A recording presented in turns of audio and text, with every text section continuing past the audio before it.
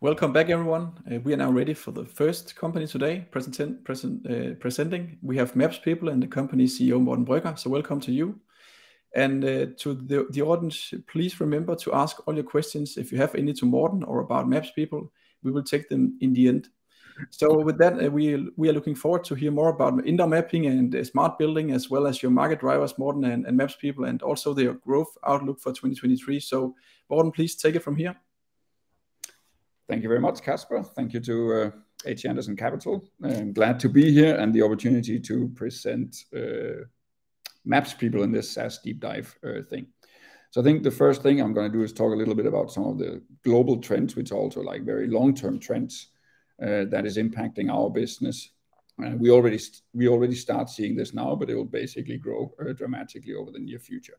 Then I want to take an opportunity to kind of like in more details explain what we do and why what we do is leading into the kind of SaaS metrics that we are seeing, and then talk a little bit about the company more in numbers, but then also talk about the market. So trying to get a whole holistic picture of past, present, and short and long-term future.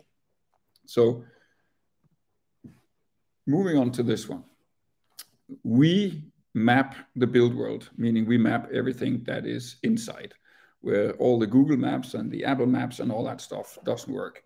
And then you can say, why does this make sense? It simply makes sense because the way we use applications when we are moving around and when we are doing stuff needs to be seamless and homogeneous across whether you are inside and outside. But the key trend for us right now is what we call smart buildings.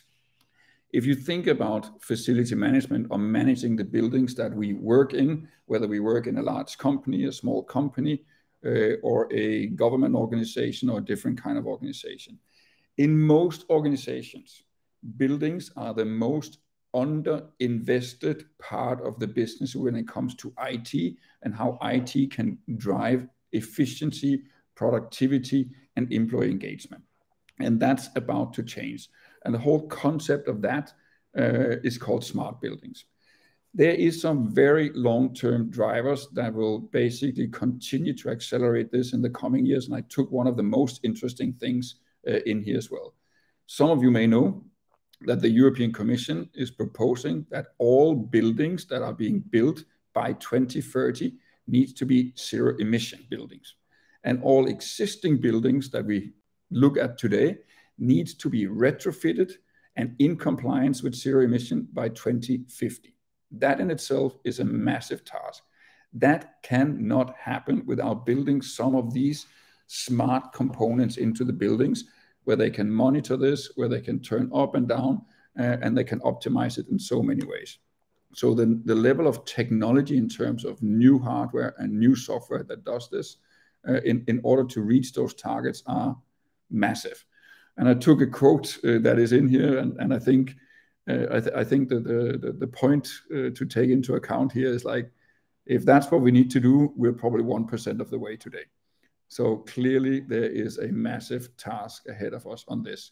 And this is actually regulation or compliance with regulation who will help drive some of this.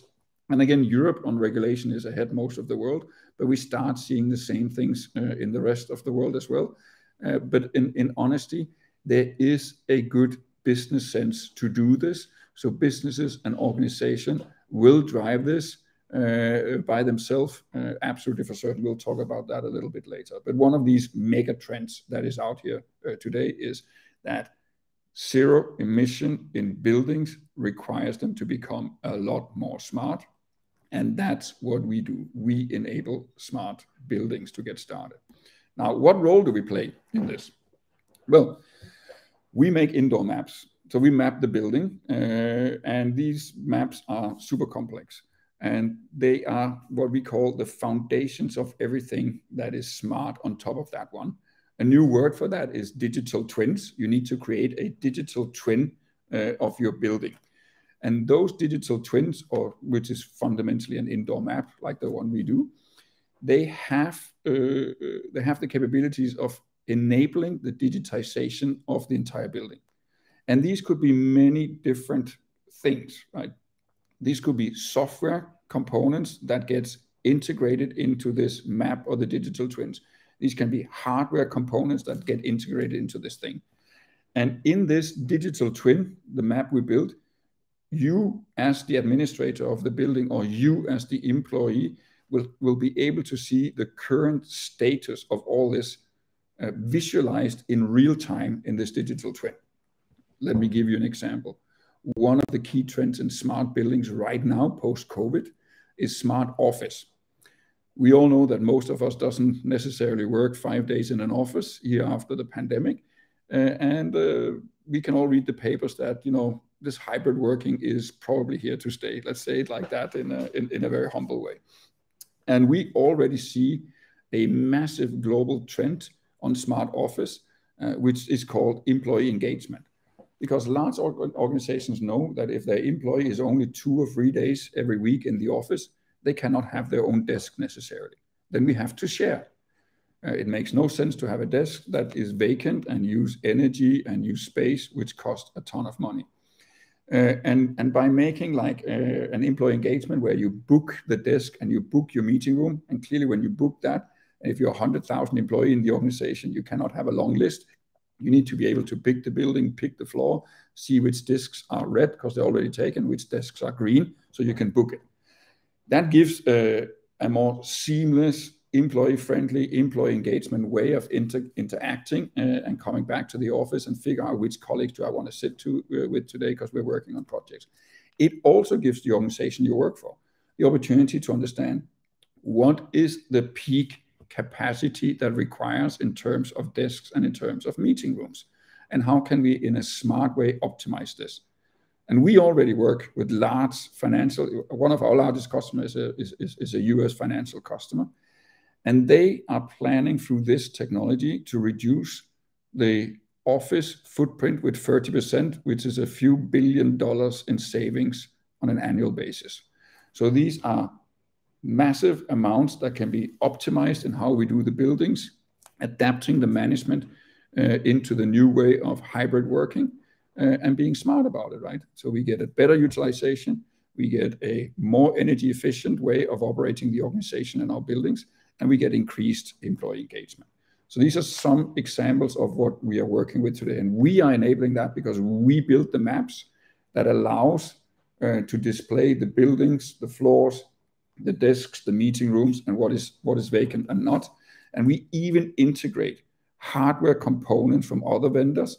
So for example, if you have booked a meeting room, but you're not in it, then there's a sensor in the meeting room that releases the meeting room after 5 minutes so someone else can use it. So a smart way of utilizing the capacity of the building that you have available. This is a massive market. I'll show the graph a little bit later, right? But as I said in the beginning, this is one of the parts of a business that has the lowest level of digitization, the lowest level of investing in smart IT that supports driving more efficiency. However, this is becoming a massive market. And some of the research that is out there saying that the smart building market will reach more than $300 billion in 2029 with a calculated average growth rate of more than 22% in the period up to there. Clearly, there's a lot in here. There's infrastructure, there's energy, there's hardware, there's software, but it's a massive market. And what we find super interesting in MapsPeople is in order to do this, you need to have a digital twin, which is based on a map that allows all these elements to be integrated and display the status, the data in real time for someone to look at it. Here's some of the things that we see that uses this. I've explained about the smart office. This is now moving. We have a large car manufacturer in the US who started in smart office. They now want to move that into their production facility. They want a digital twin of their assembly floors. And they were all the machines and all the people and all the tools in there, and they can see a status. Is it working? Does it need preventive maintenance? Stuff like that. It's moving rapidly into smart factory, or Industry 4.0 is also what some analysts calls this. Smart hospitals is getting really hot. It goes a little bit slower specifically when hospitals are run by the government sector. than smart office right now, but it is in a massive movement here. And there are so many interesting use cases that basically helps run a hospital way more efficient, with higher employee engagement and way easier and higher patient interaction. Like, if you need to go and have a blood test, it is kind of a waste of a skilled nurse to walk you all the way down there if you could have found the way yourself. We free up the time of a nice nurse or a nice doctor that can be used on someone who actually really needs their competence to help you, because you can actually look at your phone and find it yourself and walk back. Smart universities, smart airports, and we start seeing this in the retail sector as well. There's a lot now on the physical retail that needs to be smart and understanding this one.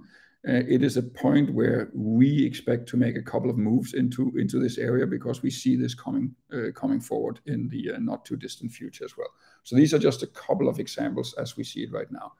Let's talk a little bit more about how we do this. Because as I said, we deliver the map or the digital twin. The way we look at that has to be a piece of infrastructure that is shared by all these applications and hardwares that makes the building smart. There is no provider in the whole world who do all this stuff. It does not make sense to have 29 different digital twins. You want to have one that is then shared by these different services, whether it's software services or hardware services. And thereby it needs to be a piece of infrastructure that needs to be in place. And that's what's happening right now. And that's what we do. We then have what we call a partner-first growth strategy, something we've been working very targeted on for the past couple of years.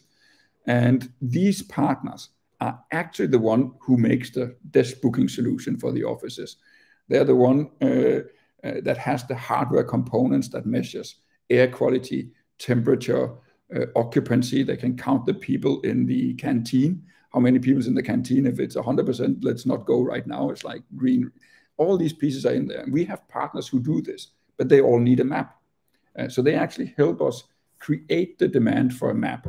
And then the way an organization should look at this, when we have the map, make it your digital twin and make sure that it can be shared by everyone else. And that's where our maps have an open API, so all these partners can log it in.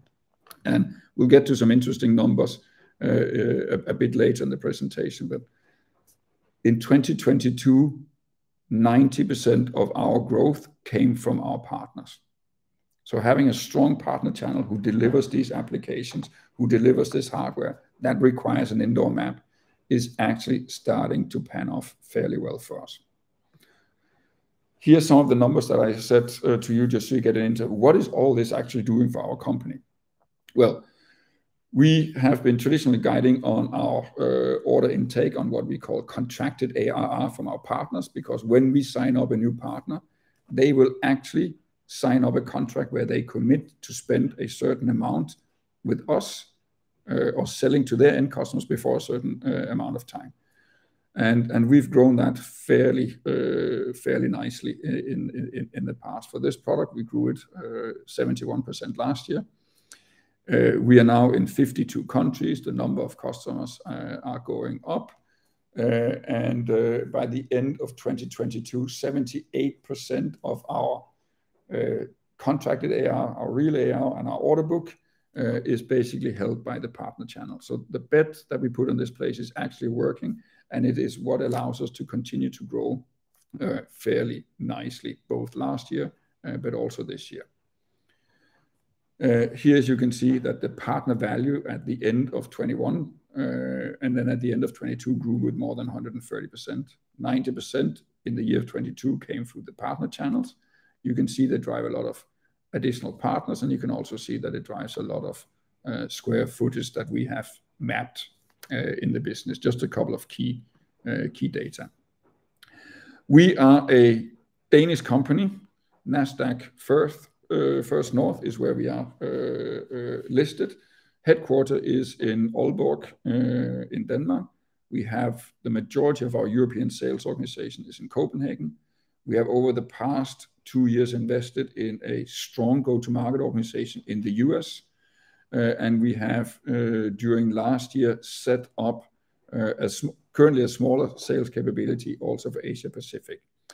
So we look at ourselves, even though we are not that big, we do look ourselves as a global company, and we have a global market approach, and we can do that because we have all these partner channels who delivers all these solutions. And these partners, whether they're large established companies or small startups, they are all over the world, and many of them have international reach and ambitions as well. Now, why did we do all this stuff? Here's a different way of looking at the smart building market. Right now, it is red hot in North America, to be honest. They are driving the trends. Whenever you have a financial crisis, we all know that the Americans are extremely fast in reducing their cost. I don't think we need to read a lot in the papers to see this. What they also do very efficient, when they reduce the cost, they are actually very fast in using some of the cost reductions to invest in sustainable competitive advantages. So they invest in new technology that make their business more efficient, and they are sustainable until after the crisis. And that is what we are seeing in all these smart office, smart building activities right now in the US. That's why it's red hot. They are directing some of these cost savings into making sure they have sustainable cost savings going forward on how they manage and how they operate their infrastructure with more energy efficient, more cost efficient, but also higher employee engagement as a result. You will actually see that Asia Pacific is the ones that has the highest growth, hence the fact that we established ourselves with a small sales office out there to make sure that whoever comes up with solutions out there gets to know about MapsPeople, and hopefully they will partner with us, and then we will ride that growth with them as well. And then clearly, mainly in Europe, it is a good, solid market, but we see a lot of nice trends. I would say European companies are a tiny bit slower on reducing cost and using the money to invest in sustainable cost advantages, but we're starting to see it. We start sectors like smart hospitals are probably moving faster in Europe than in other places. But we also have this upcoming regulations about zero emission buildings coming by the European Union that will drive a lot of activity in Europe. And again, if you look at some of the Gartner reports out there, they're fundamentally saying retrofitting existing buildings to comply with this will require, or it will not require, but will make it a lot easier if you have a 3D map of your buildings. We can clearly help with that as well. Here is just what I said. Here's a report from Fortune Insights, I think they're called, about the smart buildings, and you can see where we are today and how this is growing at a fairly rapid rate until 2029, where it will reach somewhere above $300 billion. And that's the market we play in. That is where we enable all these smart activities by doing these indoor maps and making them the digital twin of the building. I took this one because I love it. It's from Gartner. Most of us love Gartner, but they're fundamentally looking at it in a multidimensional way. They look at all these things about smart building and all the use cases that are in smart buildings. And I think all the little black stuff you see here just tell you how many use cases there are. And the vast majority of those actually requires a map or a digital twin to operate them efficiently, right? So you see all this stuff that is in there, and you see why we have a partner-first strategy that does this. On the left-hand side of this diamond, you will see what they call commercial value. Is it high, medium, or low? And on the right side, you see the commercial feasibility, meaning are we ready? Is it low, medium, and high? And the interesting part is that the majority of the use case that drives MapsPeople growth right now is in the high commercial value, high commercial feasibility. It's actually up there where it's the solutions are out there. It drives a lot of value for the end customers, and they're starting to move on it. And these are the trends that is in there. And our core use cases and our core partners are all up there in the top of this diamond. And that I find super interesting, to be honest. So this means Even though we're a relatively small company, we are one of the leaders globally, and we intend to make sure that we are at least a leader, ideally the global leader in indoor mapping and smart buildings, digital twins. We work and have invested quite a bit over the past 2 years in what we call time to value as a competitive differentiator. That is automation on how we get the CAD drawings of a building and how the machines makes them into a map and not people. But actually also every time a large customer is updating their drawings, then we will basically get them and we will update it completely fully automated. This large financial customer that we have in the US, every day they send us between 30 and 90 updates of floors that goes into our machine and it updates the map. It changes the routing and all that stuff fully automatically, which makes it very efficient, because with all that stuff that's going ahead of us, like making sure that we can produce these maps very fast, very efficient, but actually maintain them on these daily changes more cost efficient than anyone in the world is a competitive differentiator for us. And it will make sure that we have the best margin in our industry going forward as well. And then the last part, we get demand from our customers to fundamentally say, how do we better collect the data from all these software and all these hardware that goes through this digital twin? And can we somehow basically build ways where we can use it to analyze how to further optimize how we administrate? And specifically when we move into retail, who's very good at this, this becomes a requirement. So we are now working on adding our capabilities with an architecture that can actually collect and analyze the users' data on behalf of the building owner or building administrator. That leads us to our guidance for the year.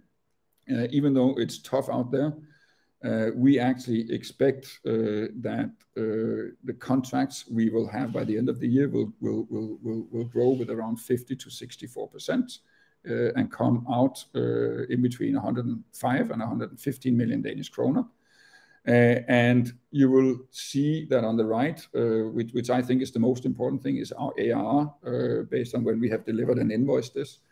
You will actually see the difference between the 2022 bars is actually our order book.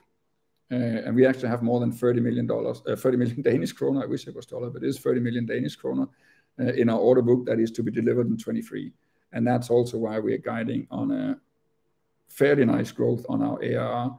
We will end somewhere between 77 and 87 million, which corresponds to 129 to 159% growth for the year. That is how the story we told and the partner channel we have, the trends that are out there, and the orders that we have and the automation we have built. That's how we guide ourselves and the market that this will turn out in financial terms by the end of the year. I believe that was my last slide. Do we have any good questions, Kasper? All right, thank you, Morten. Yeah, we have a few minutes left and also a few questions, so let's take them.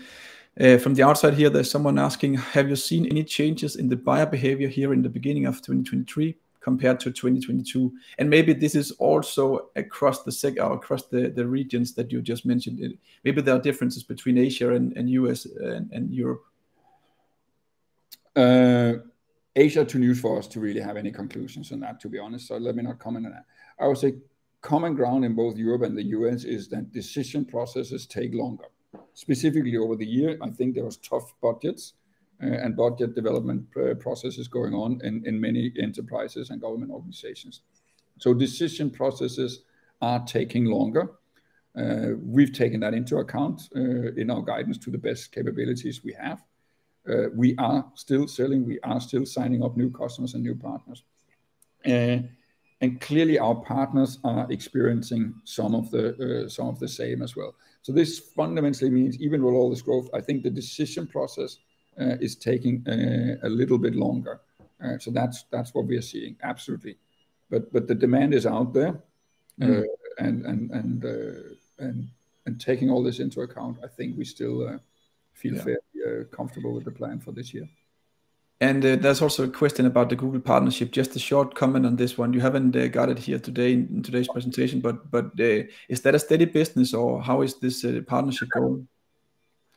Yeah, so we have a business leg which is reselling Google Maps, so that we are a Google Maps licensed reseller. It has been slightly growing for us. So it's a good business. What you don't see in our accounts is that we actually only report in our ARR the gross margin or the net revenue. There is actually more than 60 million Danish kroner going through our invoicing that we collect from the end customers and then send them back to the customer. So we're a little bit bigger than we pretend to be, but that is a pass-through, the way we treat that.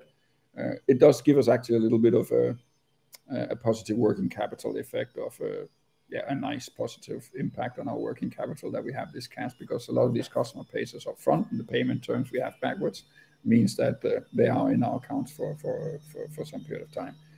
The really good part about our historic relationship with Google is we get leads from them. Like a lot of our large customer projects, they come from Google. Large customers, specifically in the US, they go to Google. We need to do this. How do we do it? So we don't do that indoor stuff, but we have a great company here that does it. Please talk to MapsPeople. Like SoFi Stadium, where Super Bowl was played last year, we did. The Warriors Stadium in San Francisco, we did. Both of them came from Google to us, and some of our large customers as well. And we have recently become a Google Cloud Marketplace partner, meaning that you can buy maps indoors on the Google Cloud Marketplace. And it also means that all the Google salespeople now gets incentivized for selling maps indoors. So we are expecting that the demand generation or the lead generation through our relationship with Google for these initiatives will increase quite a bit in 2023. All right. Perfect, Morten. We are unfortunately running out of time, so let's end here. But thank you very much for the presentation. And next up is Impero. They will be here in a few minutes, so stay tuned and we'll be back in a few minutes.